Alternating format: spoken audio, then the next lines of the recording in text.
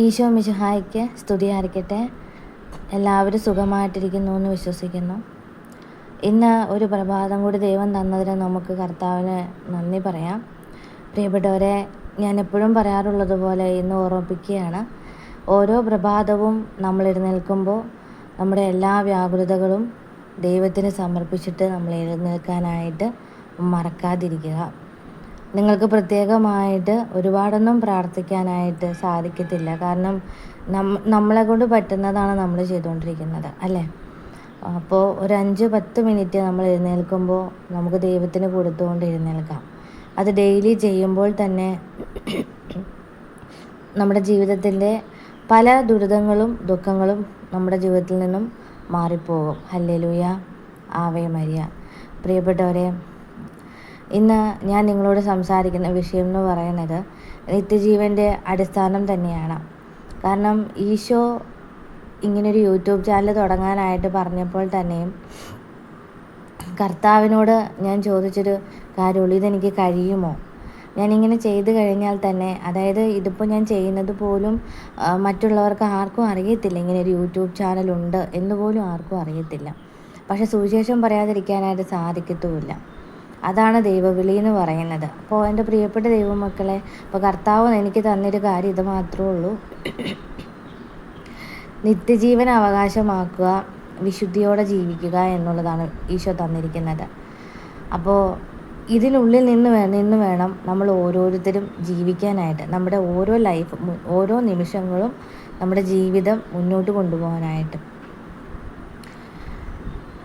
കർത്താവ് പറഞ്ഞൊരു കാര്യമാണ്, നമ്മുടെ ജീവിതത്തിൽ നമുക്ക് ഈശോയെ സാക്ഷ്യപ്പെടുത്താനായിട്ടുള്ള കൃപകൾ വേണം. പ്രിയപ്പെട്ട ദൈവമക്കളെ, നമ്മൾ ഭൂമിയിലായിരിക്കുമ്പോൾ നമ്മുടെ ദൗത്യം എന്ന് പറയുന്നത് തന്നെ എന്താണ്? ദൈവത്തെ മഹത്വപ്പെടുത്തുക എന്നുള്ളതാണ്. ഹല്ലേലൂയ. പ്രിയപ്പെട്ടവരെ, നിങ്ങൾ ചിന്തിക്കണം, ഇത്രയും വർഷം നിങ്ങൾ പ്രാർത്ഥിച്ചിട്ട്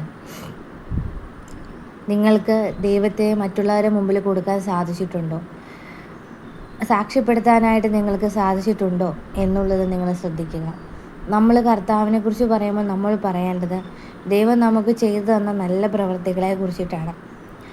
അവിടുത്തെ സാക്ഷ്യപ്പെടുത്തുന്നത് കൊണ്ട് നമുക്ക് കൂടുതലായിട്ടും ഈശോയെ മറ്റുള്ളവർക്ക് കൊടുക്കാനായിട്ട് സാധിക്കുകയാണ് ചെയ്യുന്നത്. അതാണ് കർത്താവ് പറഞ്ഞത്, ദൈവം കർത്താവാണെന്ന് അതരം കൊണ്ട് നീ ഏറ്റു പറയുകയും അവൻ മരിച്ചവരിൽ നിന്നും 3-ാം ദിവസം ഉയർത്തെഴുന്നേറ്റ് വന്ന് നീ ഹൃദയത്തിൽ വിശ്വസിക്കുകയും ചെയ്താൽ നീ രക്ഷിക്കപ്പെടുമെന്ന് പറഞ്ഞു. എൻ്റെ പ്രിയപ്പെട്ട ദൈവമക്കളെ, അന്ന് ഇതുപോലൊരു വചനം എനിക്ക് കിട്ടിയപ്പോൾ, ഈ വചനത്തിൻ്റെ എനിക്ക് ബൈബിളിലെ ഏറ്റവും പ്രിയപ്പെട്ട ഒരു വാചകമാണ്. അതായത് നമ്മുടെ വിശുദ്ധ വേദപുസ്തകത്തിൽ തന്നെ ഏറ്റവും ശക്തിയേറിയതുമായിട്ടൊരു ബൈബിൾ വാചകം കൂടിയാണിത്. അപ്പോൾ സത്യത്തിൽ ദൈവം നമ്മളോട് പറയാൻ ആഗ്രഹിക്കുന്ന ഒരു വചനം, എല്ലാവരോടും കർത്താവ് പറയാൻ ആഗ്രഹിക്കുന്ന ഒരു മുഖ്യ ഘടകമായ വചനം ഇത് തന്നെയാണ്. കാരണം യേശുവിലേക്ക് വരുന്ന ഏതൊരു ദൈവ പൈതലും അറിഞ്ഞിരിക്കേണ്ട, അല്ലെങ്കിൽ അവൻ്റെ ദൗത്യം എന്താണെന്ന് അറിഞ്ഞിരിക്കേണ്ട ഒരു വചനം ഇത് തന്നെയാകുന്നു. അപ്പോൾ നമ്മൾ ദൈവം കർത്താവാണെന്ന് നമ്മൾ മറ്റുള്ളവരുടെ മുമ്പിൽ ഏറ്റു പറയാൻ നമുക്ക് എന്ത് വേണം? നമുക്കൊരു സാക്ഷ്യം വേണം. നമ്മുടെ ജീവിതത്തിൽ ഒരു കുഞ്ഞു സാക്ഷ്യം നമുക്ക് എപ്പോഴും ഉണ്ടായിരിക്കണം. എങ്കിൽ മാത്രമല്ലേ നമുക്ക് കർത്താവിനെ മറ്റുള്ളവർക്ക് കൊടുക്കാനായിട്ട് സാധിക്കത്തുള്ളൂ. നമ്മുടെ അനുഭവത്തിൻ്റെ വെളിച്ചത്തിൽ നിന്നുമാണ് നമ്മൾ മറ്റുള്ളവർക്ക് കൊടുക്കുന്നത്, അല്ലേ? അപ്പോൾ നമുക്ക് അനുഭവം ഉണ്ടാവണം. ഇത്രയും വർഷം നമ്മൾ പ്രാർത്ഥിച്ചിട്ട് നമ്മുടെ ജീവിതത്തിൽ അനുഭവം ഉണ്ടാവാത്ത എന്തുകൊണ്ടാണ്? ഹല്ലേലൂയ. എന്തുകൊണ്ടായിരിക്കാം നമുക്ക് ദൈവത്തെ അനുഭവിക്കാൻ പറ്റാതെ പോകുന്നത്? എൻ്റെ പ്രിയപ്പെട്ട ദൈവമക്കളെ, 2 കാര്യമാണ് ഈശോ പറഞ്ഞത്. ഒന്ന് നിത്യജീവനും മറ്റൊന്ന് വിശുദ്ധിയുമായിരുന്നു. നമ്മുടെ ജീവിതത്തിൽ ഇത് രണ്ടിനും വേണ്ടി നമ്മൾ മത്സരിച്ചാൽ, ഈ ഒരു വിശുദ്ധിക്കും നിത്യജീവനും വേണ്ടി നമ്മൾ പ്രാർത്ഥിച്ചാൽ, ജപമാല കൈകളിൽ എടുത്താൽ, വിശുദ്ധ കുർബാന സ്വീകരിച്ചാൽ, പ്രിയപ്പെട്ട ദൈവമക്കളെ, നമുക്ക് ബാക്കിയൊന്നും അറിയണ്ട. എനിക്ക് തോന്നുന്നു ഈ നമ്മളിങ്ങനെ യൂട്യൂബും അതുപോലെ പല ആപ്പുകളൊക്കെ തുറക്കുമ്പോൾ തന്നെ അതിനകത്തൊക്കെ ഒരുപാട് ഞാൻ കാണാറുള്ളൊരു കാര്യം, നിങ്ങളും കണ്ടിട്ടുണ്ടാവണം, പരിശുദ്ധ അമ്മയുടെയൊക്കെ ഈശോയുടെയൊക്കെ ഫോട്ടോ കൊടുത്തിട്ട് ഇത് തുറക്കുമ്പോൾ തന്നെ നിങ്ങൾക്ക് അനുഗ്രഹം കിട്ടും, 10 പേർക്ക് നിങ്ങൾ ഷെയർ ചെയ്താൽ നിങ്ങളുടെ ജീവിതം മാറും എന്നൊക്കെ പറഞ്ഞിട്ട് ഒത്തിരി ഫോട്ടോസൊക്കെ നിങ്ങൾ കാണാറുണ്ടാവും, അല്ലേ? ഞാൻ ചോദിക്കട്ടെ, അതുകൊണ്ട് നമുക്ക് എന്തെങ്കിലും ഒരു ഗുണം കിട്ടുന്നുണ്ടോ? ഒരു ഫോട്ടോ നമ്മൾ മറ്റൊരാൾക്ക് ഷെയർ ചെയ്തു എന്ന് കരുതി ഒരാൾ മാറുന്നില്ല. ഹല്ലേലൂയ. അതിലൂടെ ദൈവം ഇതെല്ലാം കണ്ടുകൊണ്ടാണ് ഇരിക്കുന്നത്. ദൈവം എന്താ പറഞ്ഞത്? എന്താണ് പറഞ്ഞത്? ദൈവം എവിടെയെങ്കിലും പറഞ്ഞിട്ടുണ്ടോ എൻ്റെ ഫോട്ടോ മറ്റൊരാൾക്ക് കൈമാറി കഴിഞ്ഞാൽ ഞാൻ അവനെ അനുഗ്രഹിക്കുന്നു? എവിടെയെങ്കിലും പറഞ്ഞിട്ടുണ്ടോ? വിശുദ്ധ വേദപുസ്തകത്തിൽ എവിടെയെങ്കിലും ഉണ്ടോ? ഇല്ല അല്ലേ? നമ്മൾ കർത്താവിനെ ഏറ്റു പറയണം അല്ലേ? അവിടെ എന്താ വേണ്ടത്? ദൈവത്തിൻ്റെ നിയമങ്ങൾ അനുസരിക്കുക. അപ്പോൾ എനിക്ക് പറയാനുള്ളത് ഇത് മാത്രമാണ്. വിശുദ്ധി, നിത്യജീവൻ, ഇത് രണ്ടും അവകാശമാക്കാനുള്ള ഓട്ടത്തിലായിരിക്കണം നമ്മൾ. ഹല്ലേലൂയ. അപ്പോൾ വിശുദ്ധി നമ്മൾ പാലിക്കുക.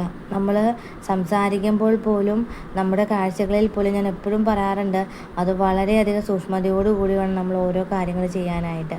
നമ്മുടെ ജീവിതത്തിലും ഭയവും പേടിയും നിരാശയും ദുഃഖവും നമ്മൾ എന്നേക്കുമായിട്ട് എടുത്തു മാറ്റപ്പെടണമെന്നുണ്ടെങ്കിൽ, സമാധാനം എന്ന് പറയുന്നത് നമ്മുടെ ജീവിതത്തിൽ വെളിച്ചമായിട്ട് എപ്പോഴും നമ്മുടെ കൂടെ ഉണ്ടാവണമെന്നുണ്ടെങ്കിൽ, തീർച്ചയായിട്ടും നമുക്ക് രാവും പകലും നമ്മുടെ ഹൃദയത്തിൽ ആനന്ദവും സന്തോഷവും വെളിച്ചവും ഉണ്ടാവണമെന്നുണ്ടെങ്കിൽ തീർച്ചയായിട്ടും നമുക്ക് എന്ത് വേണം? ഈ പറയുന്ന പോലെ വിശുദ്ധിയും വേണം. അപ്പോൾ വിശുദ്ധി ഉണ്ടെങ്കിൽ നമുക്ക് നിത്യജീവനിലേക്ക് എത്താൻ പറ്റത്തുള്ളൂ. പ്രിയപ്പെട്ട ദൈവമക്കളെ, നമ്മുടെ ഒരാളുടെ ആത്മാവിന് വേണ്ടിയിട്ട് സാത്താൻ കിടന്ന് കാണിക്കുന്ന യുദ്ധം എന്ന് പറയാൻ നമ്മൾ കണ്ടുകൊണ്ടിരിക്കുകയാണ് അല്ലേ? ഓരോ അപകടങ്ങളൊക്കെ പറ്റുമ്പോൾ ഇന്ന് കണ്ടവരെ നാളെ നമ്മൾ കാണുന്നില്ല. എന്തുകൊണ്ടാണെന്നറിയാമോ? നമ്മളെപ്പോഴും ദൈവത്തെ കുറ്റപ്പെടുത്താറുണ്ട്. ദൈവത്തെ കുറ്റപ്പെടുത്തും. നമ്മൾ പറയും നല്ല മനുഷ്യരായിരുന്നു, ദൈവം നല്ലവരെ പെട്ടെന്ന് വിളിക്കുമെന്ന് നമ്മളെപ്പോഴും പറയാറുണ്ട്. സത്യത്തിൽ ഞാൻ ചോദിച്ചു, ദൈവം ഓരോരുത്തർക്കും ഒരു ആയുസ് കൊടുത്തിട്ടുണ്ട്. അതിനകത്ത് വേറൊരു കാര്യം കൂടിയുണ്ട്. നിങ്ങൾക്കറിയാമോ എന്ന് എനിക്കറിയത്തില്ല. കർത്താവ് നമ്മുടെ കുടുംബത്തിൽ നിന്ന് ഒരാളെ പ്രാർത്ഥിക്കാൻ എന്തിനാണ് തിരഞ്ഞെടുക്കുന്നത്? നമ്മളെപ്പോലെ തന്നെ ബാക്കിയുള്ള ദൈവമക്കൾക്കും കൂടി ആ നമ്മുടെ പ്രാർത്ഥനയിലൂടെ അവർ വളരാൻ വേണ്ടിയിട്ടും അവർക്ക് ആയുസ് കൂട്ടിക്കിട്ടാൻ വേണ്ടിയിട്ടുമാണ്. ഈശോയ്ക്ക് ആരും പെട്ടെന്ന് മരിക്കണമെന്ന് ആഗ്രഹമൊന്നുമില്ല. Hallelujah, hallelujah. പക്ഷെ ചിലതൊക്കെ നമ്മൾ അറിവില്ലായ്മ കൊണ്ട് പറഞ്ഞു പോകുന്നതാണ് പ്രിയപ്പെട്ട ദൈവമക്കളെ. ദൈവം വിളിച്ചു എന്നിങ്ങനെ ഇങ്ങനെ പറയുന്നത്. കാരണം സാത്താൻ ദൈവസന്നിധിയിൽ നമ്മുടെയൊക്കെ ആത്മാവിന് വേണ്ടി ഇങ്ങനെ ഈശോയോട് വാദിക്കുന്നുണ്ട്. ഹല്ലേലൂയ. നമുക്ക് രോഗങ്ങളും ദുരിതങ്ങളും ഒക്കെ ഉണ്ടാകുമ്പോൾ നമ്മൾ ചെയ്യേണ്ടത് എന്നാണെന്നറിയാമോ? നമ്മൾ പ്രാർത്ഥിക്കണം. ദൈവത്തോട് ചേർന്ന് നിൽക്കുന്ന ഒരാത്മാവിനെ തൊടാനൊരിക്കലും പിശാചിന് സാധിക്കില്ല. അവൻ നമ്മുടെ ശരീരത്തെ പീഡിപ്പിക്കുക. ജോബിനെ ചെയ്യുന്നത് പോലെ ജോബിൻ്റെ ശരീരത്തെ പീഡിപ്പിച്ചുകൊണ്ടിരിക്കുകയായിരുന്നു അല്ലേ? അതുപോലെ നമ്മുടെ ശരീരത്തെ പീഡിപ്പിക്കാം. പക്ഷേ അവനൊരിക്കലും നമ്മുടെ ആത്മാവിനെ തൊടാനായിട്ട് സാധിക്കില്ല. എന്തുകൊണ്ടാണ്? ദൈവത്തിന് പ്രിയപ്പെട്ട ആത്മാവിനെ ദൈവം വിട്ടുകൊടുക്കില്ല. അപ്പോൾ അതുകൊണ്ട് എൻ്റെ പ്രിയപ്പെട്ട ദൈവമക്കളെ, നമ്മുടെ കുറവുകൾ അറിഞ്ഞ് നിങ്ങൾക്കുള്ള ദൈവവിളി എന്താണെന്ന് നിങ്ങൾ മനസ്സിലാക്കുക. അതാദ്യം നമ്മൾ ദൈവത്തോട് ചോദിച്ച് പ്രാർത്ഥനാ വിഷയങ്ങളൊക്കെ സമർപ്പിക്കുക. നമ്മളെപ്പോഴും പറയാറുണ്ട് പ്രിയപ്പെട്ട ദൈവമക്കളെ, ദൈവഹിതം നിറവേറട്ടെ. എന്താണ് ദൈവഹിതം? നമ്മൾ എങ്ങനെയാണ് ദൈവഹിതം നിറവേറ്റുക? കർത്താവിൻ്റെ ഇഷ്ടം എങ്ങനെയാണ് നമ്മൾ നിറവേറ്റുന്നത്? നമ്മുടെ ജീവിതത്തിൽ നമ്മൾ പലപ്പോഴും ദൈവഹിതം നിറവേറട്ടെ എന്ന് പ്രാർത്ഥിക്കുന്നത് തെറ്റാണ്. അത് നമ്മൾ കുറേ ലിസ്റ്റ് കൊണ്ടുവന്ന് ദൈവസന്നിധിയിൽ സമർപ്പിച്ച്, ഈശോയെ ഇതൊക്കെ എനിക്ക് സഹായിച്ചു തരണം എന്ന് പറഞ്ഞിട്ട് നിൻ്റെ ഹിതം നിറവേറട്ടെ എന്ന് പറയും. അതാണോ ദൈവഹിതം നിറവേറുക? അതല്ല ദൈവഹിതം. ദൈവഹിതം എന്താണ് നമ്മൾ പ്രാർത്ഥിക്കേണ്ട എങ്ങനെയാണ് ദൈവഹിതം നിറവേറേണ്ടത്? നമ്മുടെ വ്യാകുലതകളും നമ്മുടെ വിഷമസന്ധികളും നിങ്ങൾ പ്രാർത്ഥിക്കാനിരിക്കുന്ന വിഷയവും അതിന് നിങ്ങൾക്ക് എന്തെല്ലാം ആവശ്യങ്ങളുണ്ടോ അതെല്ലാം നിങ്ങൾ ദൈവസന്നിധിയിൽ കൊടുക്കണ്ടെന്നല്ല, അതെല്ലാം നിങ്ങൾക്ക് പറയാം. നമ്മളെ വേദനിപ്പിച്ചവരെ പോലും നമ്മൾ ദൈവസന്നിധി കൊടുക്കണം. അവിടെ നമ്മൾ ഈശോയുടെ മുമ്പിലായിരിക്കുന്നത്, കൊടുക്കുക. പക്ഷേ കർത്താവിനോട് പറയണം, നിൻ്റെ പദ്ധതി എന്താണോ അതെൻ്റെ ജീവിതത്തിൽ ഉണ്ടാവണം. അതാണ് നടക്കേണ്ടത്. ഹല്ലേലൂയ. അതെല്ലാ കാര്യങ്ങളും അങ്ങനെ തന്നെയാണ്. ഓരോ ദിവസവും അങ്ങനെ തന്നെയാണ് എൻ്റെ പ്രിയപ്പെട്ട ദൈവമക്കളെ. നിൻ്റെ പദ്ധതി എൻ്റെ ജീവിതത്തിന് മേലെ എന്താണോ അത് നടക്കണം. ഈശോയെ, അതാണ് എൻ്റെ ആഗ്രഹം. ഇപ്പോൾ നിങ്ങൾ നിങ്ങളുടെ മക്കളെ പുറത്തേക്ക് വിടാൻ വേണ്ടിയിട്ട് നിങ്ങൾ പ്രാർത്ഥിക്കുന്നവരായിരിക്കും. നമ്മൾ പുറത്ത് ഈശോയോട് പ്രാർത്ഥിക്കുമ്പോൾ എന്താ, ഫുൾ ടൈം ഇത് തന്നെ ജപമാല ചൊല്ലിക്കൊണ്ട് നടക്കുന്നവരുണ്ട്, ഫുൾ ടൈം ഇത് തന്നെ കൊന്ത ചൊല്ലിക്കൊണ്ട് നടക്കും. ഞാൻ ചോദിക്കട്ടെ, നമ്മളിങ്ങനെ പ്രാർത്ഥിക്കുമ്പോൾ സത്യത്തിൽ കർത്താവ് ഇതിനകത്ത് ഇടപെടുന്നുണ്ടോ? സത്യത്തിൽ ദൈവം സഖി കെട്ടിട്ട് ചിലതൊക്കെ തരും അല്ലേ, നമ്മുടെ ശല്യം സഹിക്കാൻ പറ്റാതെ. പക്ഷേ നിങ്ങളൊന്ന് ഒരു കാര്യം ഓർക്കുക, അത് ദീർഘകാലം ഇല്ല. ദൈവത്തിന് ഇഷ്ടപ്പെട്ട ഒരു കാര്യം ദൈവം ചെയ്തു തന്നാൽ അതിനകത്ത് പ്രത്യേക ഉത്തരവാദിത്വം കർത്താവിനുണ്ട്. എന്നാൽ നമ്മൾ ഇഷ്ടപ്പെട്ടൊരു കാര്യം ദൈവത്തോട് ചോദിച്ചു മേടിച്ചാലോ, നമുക്ക് എന്തെങ്കിലും ഒരു ബുദ്ധിമുട്ട് വന്നാൽ തന്നെ ഈശോ പറയും, നീ എന്നോട് ചോദിച്ചു ഞാൻ തന്നു, പക്ഷേ അത് നിൻ്റെ ഇഷ്ടത്തിനാണ്. കണ്ടോ? അപ്പോൾ അവിടെ കർത്താവ് നമ്മുടെ നേരെ തിരിഞ്ഞില്ലേ? മറിച്ചാണെങ്കിലോ നമുക്ക് ധൈര്യമായിട്ട് ഈശോയോട് ചോദിക്കാം, ഈശോയെ നീയില്ലേ എനിക്ക് തന്നേ, എന്നിട്ട് നീ എനിക്കിത് ഇങ്ങനെയാണോ നീ എന്നോട് ചെയ്യുന്നത്? ധൈര്യമായിട്ട് നമുക്ക് ചോദിക്കാം. അപ്പോൾ നിങ്ങൾക്ക് വ്യത്യാസം മനസ്സിലായി കാണുമല്ലോ. അപ്പോൾ ഇതാണ് സത്യത്തിൽ നമ്മൾ ദൈവത്തിൻ്റെ നിയോഗത്തെ നമ്മൾ നമ്മുടെ ജീവിതത്തോട് ചേർത്ത് വെക്കേണ്ടത്. അപ്പോൾ നമ്മൾ ചെയ്യേണ്ടത് എന്താ? ഈശോയ്ക്ക് കൊടുക്കണം എല്ലാ കാര്യങ്ങളും. നമ്മുടെ ജീവിതത്തിൻ്റെ എല്ലാ കാര്യങ്ങളും നമ്മൾ ദൈവത്തോട് ചോദിക്കാം. നമ്മുടെ വീട്ടിലെ കാര്യങ്ങളെല്ലാം ദൈവത്തോട് ചോദിക്കാം. ഒരു നേരത്തെ ആഹാരം ഇല്ലെങ്കിൽ അതുപോലും നമുക്ക് ദൈവത്തോട്, ആഹാരം മാത്രമല്ല കേട്ടോ, എന്തും നമുക്ക് ദൈവത്തോട് ചോദിക്കാം. പക്ഷേ കർത്താവ് ഒരു കണ്ടീഷൻ പറയുന്നുണ്ട്. എന്താണ്? നമ്മൾ നിത്യജീവന് വേണ്ടിയിട്ട് നമ്മൾ പ്രയത്നിച്ചുകൊണ്ടിരിക്കണം. ഈ 2 കാര്യങ്ങളും നമ്മുടെ ലൈഫിലുണ്ടെങ്കിൽ, യേശുവിനെ സാക്ഷ്യപ്പെടുത്താൻ നിങ്ങൾ തയ്യാറാവുന്നുവെങ്കിൽ, സുവിശേഷം നിങ്ങൾ ധൈര്യപൂർവ്വം കർത്താവാണെന്ന് നിങ്ങൾ ഏറ്റുപറയാനായിട്ട് നിങ്ങൾ തയ്യാറാണെന്നുണ്ടെങ്കിൽ, നിങ്ങൾക്ക് നിത്യജീവനിലേക്ക് പ്രവേശിക്കാനായിട്ടുള്ള വിളിയുണ്ടെങ്കിൽ തീർച്ചയായിട്ടും നമ്മൾ എന്ത് ചെയ്യണം? അത് മനസ്സിലാക്കി തന്നെ മുന്നോട്ട് പോകണം. എന്താണെന്നറിയാതെ ആത്മീയ ജീവിതത്തെക്കുറിച്ച് അറിവില്ലായ്മ കൊണ്ട് നമ്മൾ പറഞ്ഞു കൂട്ടുന്നതും ചെയ്തു കൂട്ടുന്നതുമായിട്ടുള്ള കാര്യങ്ങളുടെ പുറകെ പോവാതെ ഈശോയുടെ കൂടെ നമ്മൾ സഞ്ചരിക്കുക. എനിക്ക് പ്രധാനമായിട്ട് പറയാനുള്ളൊരു കാര്യം എന്ന് വെച്ച് കഴിഞ്ഞാൽ, ദൈവസന്നിധിയിൽ നമ്മൾ ദൈവത്തിൻ്റെ ഇഷ്ടങ്ങൾ നമ്മൾ നിറവേറ്റി കഴിഞ്ഞാൽ, ഈശോ പറയുന്നത് പോലെ നമ്മൾ കേട്ട് കഴിഞ്ഞാൽ, നമ്മുടെ ഇഷ്ടങ്ങൾക്കനുസരിച്ച് ദൈവം നിന്ന് തരും, ദൈവം ചെയ്തു തരും. അതാണ് പോളിസി. സത്യത്തിൽ അതാണ് സംഭവിച്ചുകൊണ്ടിരിക്കുന്നത്.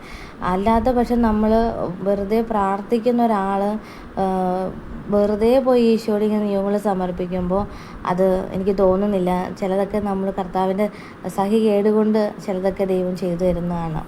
ശല്യം സഹിക്കാൻ പറ്റാതെ. നമുക്കതല്ല വേണ്ടേ. ഈശോയുടെ ഇഷ്ടം പിടിച്ചു പറ്റുക എന്നുള്ളതാണ്, അല്ലേ? ഈശോയെ നമുക്ക് എപ്പോഴാണ് സന്തോഷിപ്പിക്കാൻ പറ്റുക? ഈശോയുടെ ഇഷ്ടങ്ങൾ നമ്മൾ സാധിച്ചു കൊടുക്കുമ്പോൾ ഈശോ ഹാപ്പിയാണ്. മറിച്ച് നമ്മൾ ഈശോയ്ക്കെതിരെ ചെയ്യുമ്പോഴോ, അല്ലേ? അപ്പോൾ അത് നമ്മൾ മനസ്സിലാക്കി നമ്മൾ മുന്നോട്ടേക്ക് പോകണം.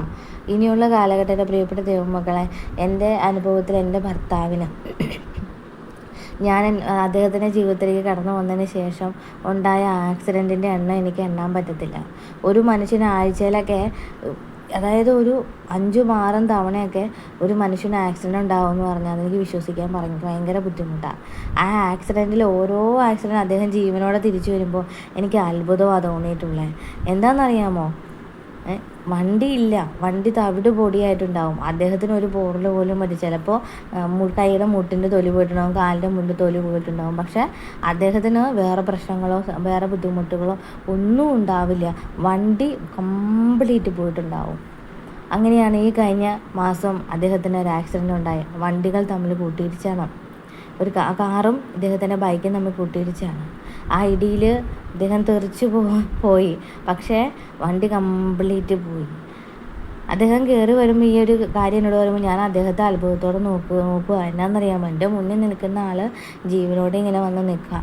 എന്തുകൊണ്ടാണ് അദ്ദേഹത്തിന് ഇതുപോലെ ആക്സിഡൻറ്റ് പറ്റിയിട്ട് പോലും ഈശോ ഇങ്ങനെ സംരക്ഷിക്കുന്നത്? പരിശുദ്ധ അമ്മ എന്തിനാണ് കാപ്പ കൊണ്ട് പൊതിയുന്നത്? അത് നമ്മൾ മനസ്സിലാക്കുക. നമ്മുടെ ദൗത്യം എന്താ? ഒരാൾ, എൻ്റെ പ്രിയപ്പെട്ട ദൈവമക്കളെ, നിങ്ങളെ ദൈവം ഒരു കുടുംബത്തിൽ നിന്നും പ്രാർത്ഥിക്കാൻ തിരഞ്ഞെടുത്തിട്ടുണ്ടെങ്കിൽ നിങ്ങൾ എന്ത് ചെയ്യാം? നിങ്ങളുടെ ചുറ്റുമുള്ള ദൈവമക്കളെ സമർപ്പിച്ച് ഈശോയ്ക്ക് കൊടുക്കാൻ വേണ്ടിയിട്ടാണ്. ആ വ്യക്തിയെ നമ്മൾ എന്ത് ചെയ്യണം? സമർപ്പിക്കാൻ വേണ്ടിയിട്ടാണ്. മനസ്സിലായോ? അപ്പം അതുപോലെ തന്നെ നമ്മുടെ ജീവിതത്തിൽ സമാധാനം, ഇതിപ്പോൾ സമാധാനം അനുഭവിക്കുന്ന ദൈവമക്കൾ കേൾക്കുന്നുണ്ടെങ്കിൽ ഓർത്തുകൊള്ളുക.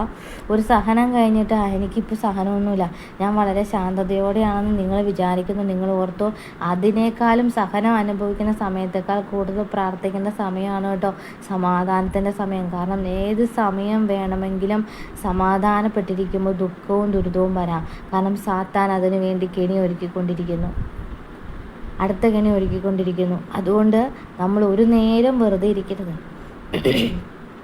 പ്രാർത്ഥിക്കണം. നിങ്ങളുടെ പ്രിയപ്പെട്ടവർക്ക് കൊണ്ട് നിങ്ങൾ പ്രാർത്ഥിക്കണമെങ്കിൽ നിങ്ങൾക്ക് ഒരു തരത്തിലും അപകടങ്ങളുണ്ടാവില്ല. ഞാൻ ഗ്യാരണ്ടി തരാം, ഒരപകടവും നിങ്ങൾക്കുണ്ടാവില്ല. അപകടം ഉണ്ടാകുന്നതിന് മുമ്പ് ദൈവം നമുക്ക് മുന്നറിയിപ്പ് തരും. Praise the Lord, hallelujah.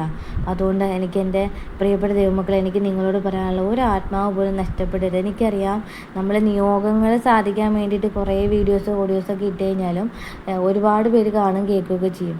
പക്ഷേ കർത്താവിനെ മഹത്വപ്പെടുത്തുന്ന കാര്യവും നിത്യജീവനെ അവകാശമാക്കുന്ന കാര്യവും പറയുമ്പോൾ ആരും കാണാനുമില്ല, കേൾക്കാനുമില്ല. കാരണം എന്താണെന്നറിയാമോ? അവർക്ക് അത്രേ ഉള്ളൂ. ദൈവമെന്ന് പറഞ്ഞാൽ അവർക്ക് എന്താണ്? കുപ്പിയിൽ നിന്ന് വന്ന ഭൂതം പോലെയാണ്. അങ്ങനെയല്ലേ? ഒരുപാട് ദൈവമക്കൾ ഓഡിയോസ് കേൾക്കുന്നുണ്ട്. പക്ഷേ അവരൊക്കെ എന്നെ സംബന്ധിച്ച് എനിക്ക് പലപ്പോഴും തോന്നിയിട്ടുള്ളൊരു കാര്യമാണ്, ഈ നിത്യതയിലേക്ക് എത്തുക എന്ന് പറയുന്നത് ആർക്കും വേണ്ട. എല്ലാവർക്കും ഭൂമിയിൽ സുഖം മതി, പക്ഷെ നമ്മൾ അനുഭവിക്കരുത് കേട്ടോ. എനിക്ക് പറയുന്നത് അതിൻ്റെ തീവ്രത എന്താണെന്ന് മനസ്സിലാക്കിയിട്ടുണ്ടെങ്കിൽ ഒരു ദൈവ പൈതലും ഒരിക്കലും ഭൂമിയിൽ സുഖം ആസ്വദിക്കില്ല. ഹല്ലേലൂയ.